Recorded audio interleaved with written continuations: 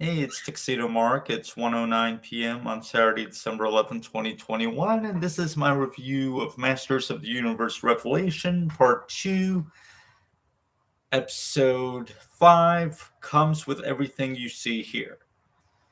Okay, so first, let me just say this episode was everything that I hoped it would be.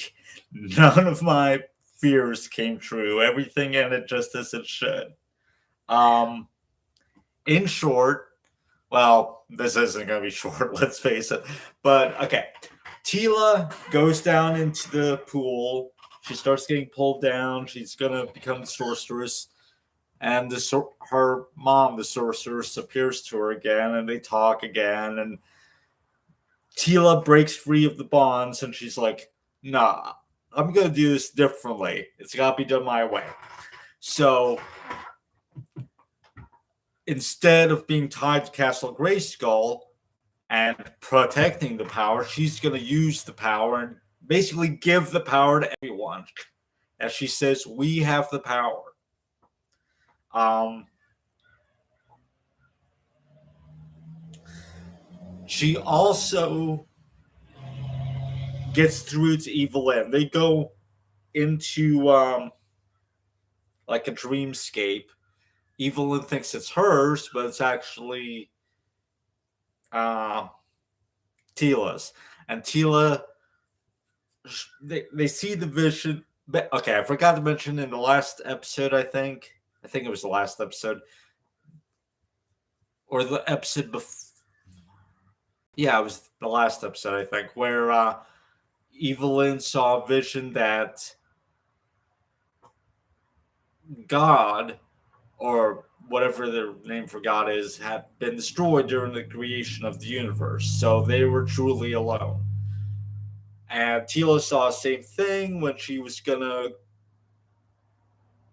become the sorceress. She had her vision. Um, and it's weird that she was still prepared to do it. And when her mom said that they were in service to the god, but the god's dead, right? So, and I'm guessing the afterlife had been created by the god before his death, and that's why the afterlife continued to exist. But anyway, oh, when Orco shows up, because when Evelyn freed the denizens of Subternia, she freed Orco as well. Um, so Ghost Orco is fighting and everything, and Tila shows up as the sorceress, and that's when they go into that dreamscape, and they're fighting, and but Tila talks to her and shows her the same vision. She's like, "You're right.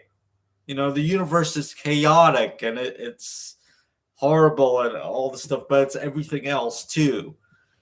And she shows life being created and all this stuff. She puts her hand, like Evelyn, or I guess I should say Lynn, kneels down, and Tila puts a hand on her shoulder and says, "See it as I see it." And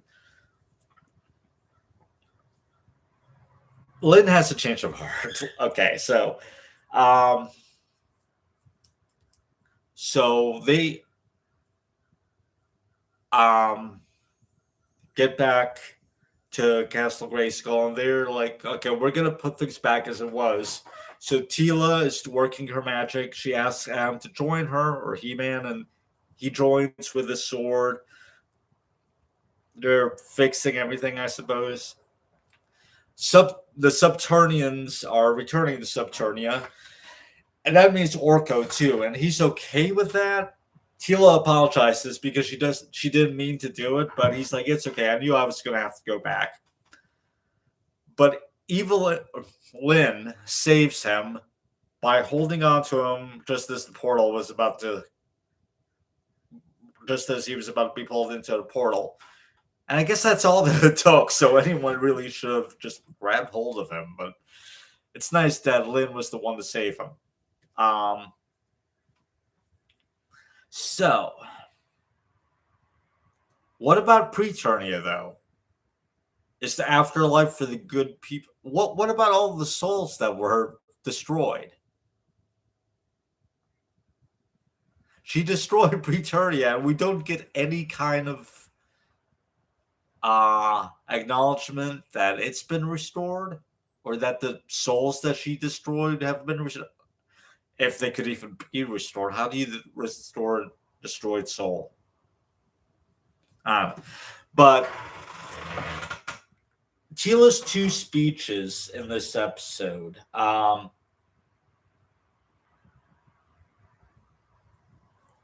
First to her mom, and then the one to her mom. It reminded me. These both remind me of Buffy speeches. The one where she talks to her mom about, like, we're gonna share the power and stuff. That sounds very much like Chosen, the Buffy series finale. And then when she's talking to Lynn about and telling her about the stuff in the world and all of that, that sounds like Buffy's speech to Dawn in The Gift, the season 5 finale. So this episode reminded me a lot of Buffy, and I'm glad for that. So Eternia is restored. I'm not sure where Lynn walked off to. I expect her to be at the palace with everyone else. Oh, she travels to Trolla and abandons her magic staff there. Okay, Trolla is what's that? That's Orco's homeworld, right? I'm not sure why she traveled there. She abandons her magic staff, so I'm not sure what the significance of that is. I'm not sure.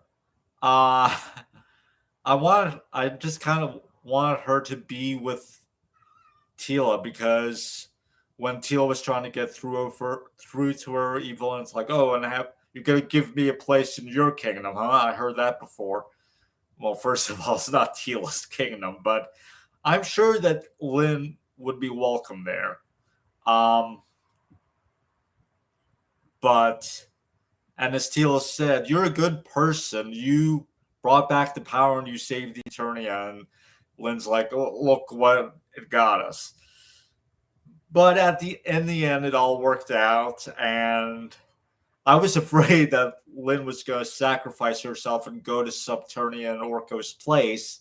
But no, all that it took was just her holding on to him, grabbing his wrist. But anyway, so yeah.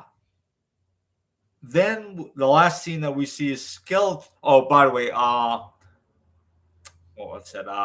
Andra becomes the new man at arms, and so Tila attended the ceremony, and then she and Adam banter. Adam's like, "You're the first sorceress that can leave Grayskull. I guess you don't need me anymore." And she's like, "Oh yeah, I will."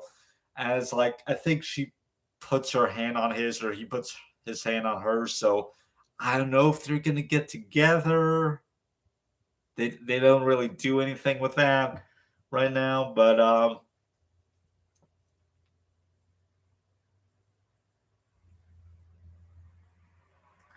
basically they say they'll always need each other. And then the last scene that we see is on Snake Mountain. It's Skeletors raging at Triclops and his cultists for abandoning him, and threatens to destroy their motherboard. But the motherboard comes to life and begins assimilating Skeletor. He like turns digital or something. He's turning green and computery and like a circuit board. It begins assimilating Skeletor, and then it reveals itself that it has a Horde insignia. It's from the Horde. We're gonna see Hordak next season. Are we gonna see She-Ra next season? That's an amazing cliffhanger. I would love to see She-Ra next season. Yeah, I'm excited. um, but yeah, this miniseries has really done wonders for the characters. They feel really fleshed out and three-dimensional. In particular, what they've done with the evil Lynn now, I guess, is amazing. Um, yeah, I'm happy. Screw the haters. I'm happy. This series rocks. Um, anyway, that's it for now. Um, it's 1:20 p.m. and that's it. Thanks for watching.